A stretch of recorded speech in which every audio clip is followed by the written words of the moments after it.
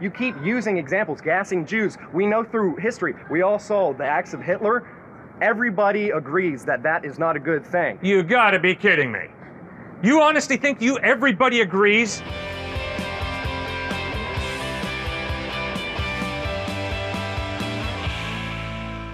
Someone gave me some advice once. There's actually a proverb that says, if you meet the Buddha along the road, kill him. And I mean, to me, that seems to what you're doing here, selling hope. And so, I mean, I think that it is our duty to, question all those supposed proofs and everything. The guy who's trying to sell you the path to enlightenment and truth is the guy you should be most wary of.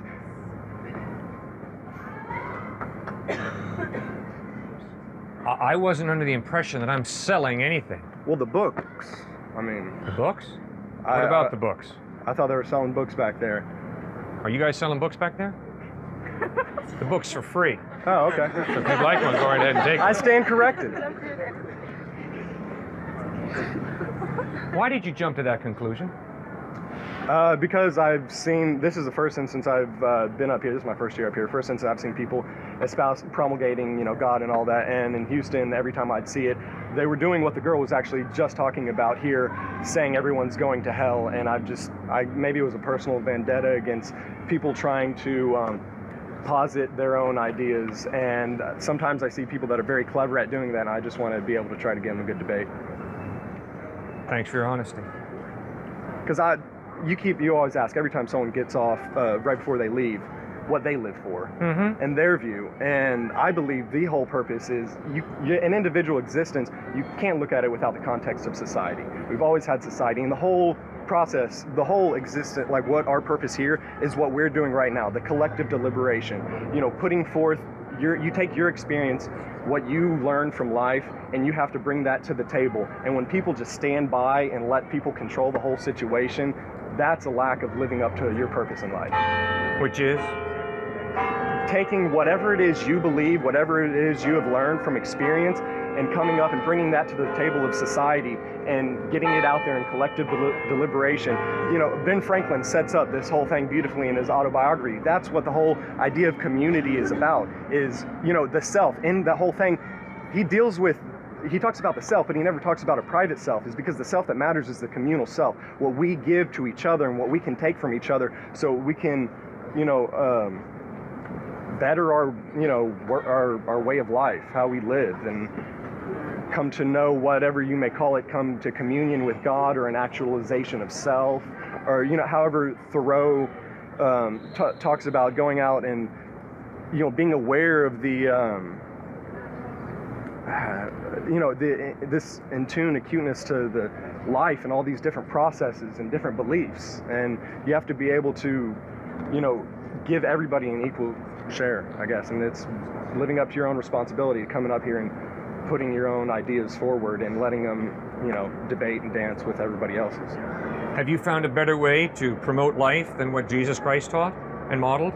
Well, no, but I see that's Jesus Christ's way is one of many, and I mean, it's not necessarily that one is better, objectively. One is only better subjectively in person. Jesus Christ's teachings are better for you, but to a person from a different culture, it may be something completely different. When Emerson talks about the tradition, he frowns upon tradition, saying that we're the present generation being thrown out into masquerade in the clothes of their forefathers is, a wrong view. This tradition is given to us from our, fathers and their fathers before them. It's not, your grandfather's old coat that you're going out masquerade in this negative, imagery that Emerson uses. It's, your father's old jacket that's given down from your grandfather. It's a piece of your own personal history. That's why Christianity works for people who'd had Christianity in their past, whereas Buddhism would maybe work for someone who has more tendencies towards that. It's not that one is above the other. We all see it from different lenses, and whichever one's, coalesces with our experiences and our tradition is the best one. Whatever coalesces with your tradition? Yeah, so let's say Christianity may work better for certain experiences than Islam. Some people might have grown up under a certain, I don't know the exact experiences, but a person might be, Islam could be more right for one person and help them to reach God than Christianity. But I'm not saying there's a different God, that one is right and one is wrong. They're different paths to the same thing. William Blake says this in his, he has 2 essays, All Religions Are One, and I forget the name of the other, but it's the same idea. It's different paths to the same mountaintop. So the atheist and I are going to the same top of the same mountain? Yeah. If that atheist can realize his responsibility to to the humans around him, to life around him, and can work for the betterment of each other, it matters not whether he, praises this name of God or that or the absence of one. As long as he can, effectively relate with other people and help, we can all better our plot here in the world.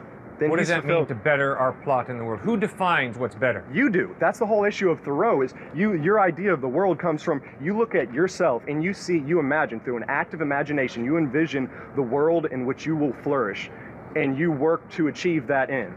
And that is a responsibility to yourself, to God. That is what you can call the actualization of self, or communion with God, whatever you want, but it's still, same thing. And what happens if I think that self-actualization is best achieved by having sex with as many good-looking women as I can, by making as much money as I can, by driving as nice a car as I can, and by having as many homes as I can? Well, I would say if that's what it tells you, then you fulfill that. But but common experience tells us, or at least from my viewpoints, to my viewpoints, what I've seen your viewpoint. That doesn't make me happy. I mean, it makes a lot of others of us very happy. Oh, and immediately, yes. But after long term, that's the whole thing about, hedonism. People always try to condemn hedonism, but I see a really close affinity between hedonism and Epicureanism. But the thing is, if you take it in the temporal context, you're not going to go off and rape women because you like sex, because there's repercussions. You have to take responsibility for your action. Just because something is pleasurable, what do you mean you have to take responsibility for your action? What does that mean? Why? Why do you have to take responsibility? Why can't you just treat life, if everything's totally relative and it's just a matter of you creating reality in your own head, why do you have to take responsibility for what you do? You're an accident. No. You're not an accident? Well, all right. First of all, I never said anything about being an accident, but I kind of like the idea of us being an accident. Kierkegaard says that, God never consulted me before he threw me into this thing called existence. It pretty much is kind of an accident. So I'm thrown into it, but I still am confronted with a life that I must deal with. And it is my responsibility to try to make sense of it. And that's the whole idea of community. So make sense of it. And does it make sense that if I want to go and have sex with as many people as I can and make as much money as I can and drive as many expensive cars as I can, you have a problem with that? If that's my reality that I choose to create as the purpose of my life, you have a problem with that? But the thing is, I know where you're trying to lead with that, but that doesn't. Oh, no, just answer me, man. Come on, speak to me. Don't give me this garbage about you know where I'm going. One more time. Just talk to me, man. There's a difference between just whimsical notions of happiness and your own true will. Oh, really? What's the difference? And where do you get off telling me that if I want to have sex with as many good-looking women as I can, and I want to drive as many expensive cars as I can, that I'm not being sincere to myself? Where do you get off making that kind of judgment call? Because I go down that path, because I thought the same damn thing, but that doesn't make you truly happy. Well, how do you know it's going to make me truly happy? I'm not, but I can say you can go ahead and try, but I know that's not going to do it. Oh, you do? Well, you are one knowledgeable gentleman. My goodness. Because I live with a whole bunch of people who think the same thing, and I keep seeing the same thing. So you've got a bunch of people agreeing with you. Bravo. Does that mean it's true? No. Agreeing with what you're saying, that they still think that the road to happiness is going out there and f***ing a bunch of women and doing drugs and buying big fancy cars, and they keep ending up unhappy, pissed off about something else or other. So you can say that's what you really want in life, but no, that's not what you really want in life. Oh, what do I really want in life? I don't know, but just... Well, then what do you mean you know that it's not what I really want then? Because everybody is just going to say, well, pleasure makes me happy, so anything that gives... That's the simple argument. You're trying to take the simple argument. There is a pleasure beyond just the immediate, oh, right now I'm going to this girl and I'm going to be happy forever because I had a pleasurable experience. Even though there are other emotions that may be involved, you might get hurt about something. But you're saying, no, sex makes me happy, so I can go all these women, and that's... No, that's... According to your worldview, you have no basis to tell me that if I think gassing Jews is the right way for me to experience happiness and to help my culture, my country get better, you have no basis that I've heard yet of telling me, no, that's wrong, that's not right. The basis I'm using is the whole fact of what I've been arguing is this collective deliberation is a history of things. We have been taught by history that those are wrong things. You keep using examples, gassing Jews. We know through history, we all saw the acts of Hitler. Everybody agrees that that is not a good thing. You gotta be kidding me. You honestly think everybody agrees that racism and Aryan supremacy is wrong? You honestly believe that? Okay, no. Good. Thank you. Have a good afternoon, man. I just wanted to get your perspective really on maybe the role of shame in the Christian church and if it's used in ways that are maybe counterproductive to what Jesus was actually saying. Sin being just this name for something that we constantly want to rid ourselves of because we want to live and not die, kind of thing. I just wanted to get your opinion on just the concept of sin and how it's used in the Christian church and how it sets someone like me away from the church. And I think it's kind of an issue for me, and especially when you hear those guys on the with the big megaphones telling people and shaming people, saying, you're going to hell, you're going to hell, you're going to hell. What do you think about all of that? If I could murder this woman, bathe my hands in her blood, and feel no guilt, I think that would be really sad, tragic, wrong. So I, for one, am very grateful that God has given us consciences, or just that we have consciences, and we've got out of it at this point, that we have consciences that inform us that murdering people and bathing our hands in their blood is really wrong. I would hate to live in a society where people didn't have a conscience. Absolutely. Get me out of that, right? That makes a lot of sense. And I think that, yeah, those things, guilt, shame, conscience, all of that has a place in life. But do you think that in some modern churches, and kind of the mainstream cultural Jesus-type churches, that it's blown out of proportion, that people maybe, like, I found that the church really isn't a place that people can take their biggest and darkest problems anymore. If there was someone that showed up to church and said something along the lines of, like that man, the pornography addict, who couldn't really come to his church and say, I struggle with porn, and I watch it all the time, and it's making me crazy, and I don't know how to stop. And that was something that just became this internal struggle because he was in so much shame about it and didn't really think that the church would understand, And I think that's it's just kind of sad to me. Well, the reason I appreciate what you're saying is because I am a minister of a church, one of the pastors of the church in Connecticut.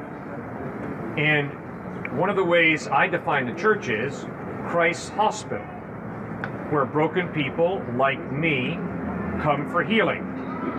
Eugene O'Neill wrote, we're all born broken. Life is about healing. The grace of God is the glue. That's what I need, because I'm born broken. I have a problem with wrongdoing. I do not follow the golden rule perfectly. At times I do follow it, and other times I don't follow it. And I am convinced that it would be wise for me to try and follow it better. And if there is a God in heaven who wants to help me, it would be very wise for me to ask for his help. Now, what Jesus Christ revealed is that there is a God who wants to help me in my brokenness, to give me grace, his love, his power, his guidance, his strength, his wisdom, to grow and to change. So the church is Christ's hospital, where broken people like me come to Christ for healing. Now, as a follower of Christ, do I experience guilt still? Absolutely yes. And I'm glad I do, because I still mishandle people, am rude to people at times, and that's wrong of me. And I experience guilt, but what do I do with that guilt? I don't rationalize it away, and I don't allow it to just pound me into the ground. Oh, you're a loser, you're a loser, you're a loser. Instead, I turn to Jesus Christ, and he promises to forgive me. And so I accept that promise, rejoice in that forgiveness, and then by his grace, with his help, seek to change and become more Christ-like. Obviously, that's going to be a lifelong process for me, because I got plenty of bad habits that are deeply ingrained. See, I'm not like this guy. I am not a guy who just always follows the golden rule. I'm a guy who struggles with superiority feelings at times. I struggle, you know what I really struggle with? I really struggle with feeling really stung by certain people when they make certain comments to me. And the fact that I feel so deeply stung by their comments shows that there's way too much of my ego hanging around. And that far too much of my self-image is based on what other people think of me. And what Christ calls me to is to base my self-image and my worth on his love for me and the fact that he created me for a purpose, not whether people think I'm great or think I'm a loser. So there are so many examples of how I stray from Christ and stray from what is good. And what sin is it's very destructive. And I've watched that destructiveness take place in my own life, and I've watched it take place in the lives of my family, those who I love most. And so I hate sin. But I'm so grateful that God is gracious and forgives and is in the business of healing broken lives like mine. Yeah, I really appreciate you saying that, because I think that sometimes the role of the church is misinterpreted as this collective group that just keeps eyes on everybody else, which, you know, I think it turns into this legalistic, who can be the best Christian game show type of thing. Right. And I definitely got caught up in that. When I was in the Christian church, I was very legalistic, and because I was, you know, didn't do anything wrong ever. But I think that Christian churches sometimes just maybe don't get it, that this is a lifelong process, that there's so much emphasis on the conversion experience as being this end-all be-all, now I'm clean kind of thing, and that you'll never struggle again. And I found that way of thinking just doesn't work. You know, that it's you know, even for me as a non-Christian, you know, I would consider myself an agnostic, you know, but I do have to constantly reach out to something bigger than myself, because I'm stuck. You know, you can't physically move yourself from somewhere. Like, you know, there's just these behaviors that I keep doing, you know, like procrastination for one. I can't stop for the life of me procrastinating. And whatever you want to call that, sin, you know, being lazy, whatever, I had to reach out for that and say, I can't move myself from this position. Right. But I wasn't able to quite get there when I was in the Christian church, because I was stuck. And, you know, I think of it in terms of awareness, acceptance, and action. You know, you're aware that something's wrong, maybe you accept it, but, you know, that can also be interpreted as you and God accepting it. But I try to jump from awareness to action and say, God, I'm such a bad person, let me change it. You know, and missing that middle part, you know, of grace, I guess, is what I would call it.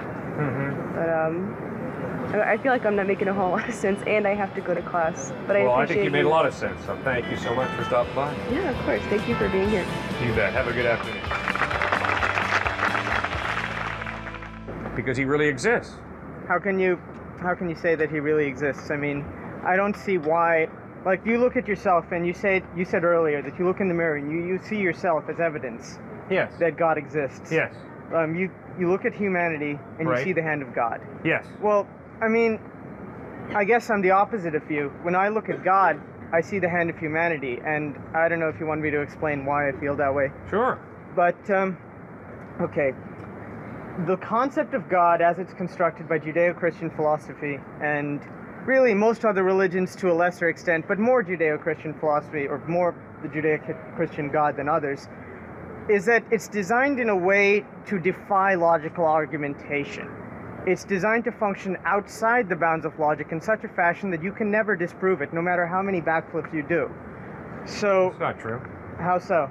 How would Paul you writes in disprove 1 God? Corinthians 15, if Christ is not risen from the dead, we're a pack of fools for believing in him. But that's based on documents that are thousands of years old, of questionable accuracy, and based on, moreover, you have legends that predate that are eerily similar to the same story. Like which one? How is that different from the mythos? Like which one? I'm afraid I don't have specific examples. That's most I did the unfortunate. reading some a while ago. Very unfortunate. Because those are clearly shown to not be historical in the slightest. It's simply different mythologies, and when you study the mythologies that most closely parallel the Gospels, guess what? They're AD, not BC. Really? Like Mithraism, correct. You study Mithraism, and you begin to realize that the religion that is, quote, supposedly closest to Christianity... Which one is Mithraism? I'm afraid I don't remember names. Began in Iraq and Iran. Okay. Worships and the idea of a being slaughtering a bull, and a lot of Roman soldiers and other military people got into this religion. and there's some parallels. But when you begin to study the parallels and begin to nail it down, you begin to realize those parallels were constructed AD. In fact, 200 AD. What about all the various other myths that, or, well, I shouldn't say myths, the various other aspects of Christianity that have been predated to, say, 3000 BC, 2000 BC? For example, the story of the parting of the Red Sea, water from stone, all of those. They all have roots in various pagan mythos that stretches back as far as we can go, basically as far as we can measure. So how can you say that the Bible is more accurate than any of the other mythos that people sincerely believed in for a very long time? Why is the Bible more right? The Bible is not more accurate historically than the Quran is. The Quran is a very accurate presentation of what Muhammad taught. I can promise you the Bible is not more accurate than the record of Siddhartha Gautama Buddha. Siddhartha Gautama Buddha was a real historical person. Well, I mean, having read several, I've only read one version of the Bible, having read several versions of the Quran, I have to say that I can't agree with you that it's particularly accurate simply because there's so much disagreement between various forms of the Quran that various forms of Muslims believe in, sincerely, on a factual basis. There's a lot of dispute. Dispute on what? On interpretations. Factual information in the Quran.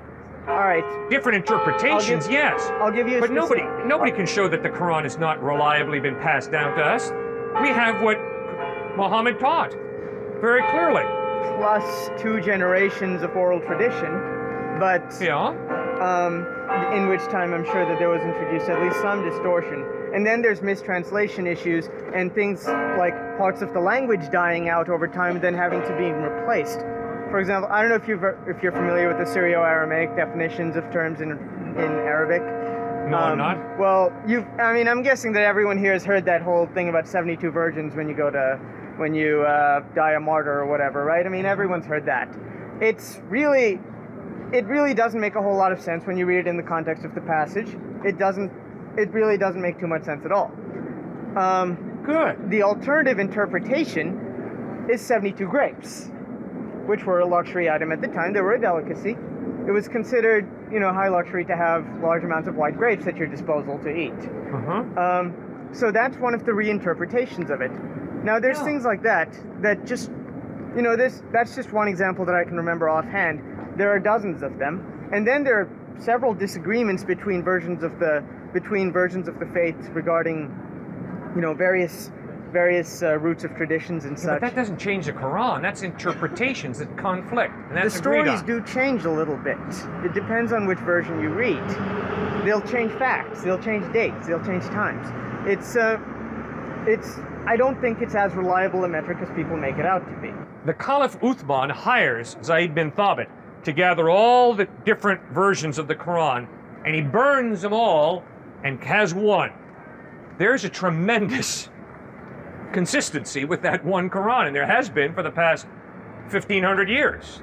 But what you just said implies that there were other versions flying around. Yes, we know that. Even within Uthman was within 2 generations, I'd say that's within 60 years of the Prophet dying. That's correct? Yeah. No, I'd say 40. He was alive at the time. Right. So within 40 years, you had dozens of different versions of the Quran flying around to the point that you had to burn them. So now why should we believe that even if we assume that there's only one left, right? Let's just assume that they're consistent. Why should we believe that it's not been warped over time? Especially since we don't really have a physical copy that's older than, 1300 AD, something like that, which is a full 600 years after. Good question. And I hope that critical scholarship will continue to question the reliability of the Quran. I think that's a very good point. So then, by that logic, why should we not continue to question the reliability of the Bible and the Torah and all the other various books that are flying around? And why do we view them as, why would you consider yourself safe viewing them as an immutable, indubitable document? I'm not asking you to accept them as an immutable document. or infallible or inerrant or anything. Do you? I'm simply asking you to accept the Gospels as historically reliable texts. But that's what you're asking me to do then. You're asking me not to doubt the accuracy of it. No, I'm asking you to take a hard look at the evidence that points to the historicity, the historical reliability of the Gospels. And for myself, I have used 4 tests to determine historicity of any document. I would encourage you to come up with your own tests that you use to determine historical reliability. Apply them to the Gospels. What are your 4 tests, if you don't mind my Internal consistency, literary style, archaeological evidence, and manuscript evidence. Could you explain literary style? You bet. Once upon a time in the land of Nod, Wynken, Blynken, and Odd took a boat ride. That's fairy tale. At this time, in this place, with these people around, Jesus said this, he did that. It reads like the New York Times. It's eyewitness reportage. Luke chapter 4 used to put me sound asleep until I began to be concerned about this very issue of historical reliability. Luke chapter 3, excuse me. Forgot my good sleeping medicine here. In the 15th year of the reign of Tiberius Caesar, when Pontius Pilate was governor of Judea, Herod tetrarch of Galilee, his brother Philip tetrarch of Iturea and Trachonitis, and Lysanias tetrarch of Abilene, during the high priesthood of Annas and Caiaphas, the word of God came to John, son of Zechariah, in the desert. Now, to be honest with you, I could care less about who was tetrarch and all the others. And yet, when you take what Luke writes there in Luke chapter 3 and compare it to the Roman record, what becomes apparent is the guy was a meticulous historian. He had his details right. Okay, if you were to take off the word of God came to X Yes. and replace it with whatever else, would you still be inclined to believe it simply because the historical record was consistent? By that I mean specifically the time frame, the names given of the Roman tetrarchs and such. Would you be inclined to believe it? Well, when after comparing it to the Roman records and seeing that they were right in line, I would say yes, the text is accurate. Well, what if he said the word of God came to somebody else instead of John? You know? Would you believe that? Well, I would Let's read say the it whole came to somebody document. named Chris. I would read the whole document, and if it is internally consistent, and if the literary style is historical narrative, and if the archaeological evidence is reliable, and if the manuscript evidence is solid, I'd accept it as historically reliable. Would you at least agree that that could have been written by anybody with an encyclopedia at the time? No, because historical fiction was not a literary style used at that point in time, and so that literary style of historical narrative clearly pointed to a claim by the author that this is factual history. You mean to say that nothing was ever made up at that time in the style of historical fiction, in the style of historical Narrative? Correct. Historical fiction as a literary style was not invented till hundreds of years after that. I'm not talking about fiction, pardon me. I'm not talking about fiction. I'm talking about misrepresentation for other ends. Historical narrative was not used to communicate fiction.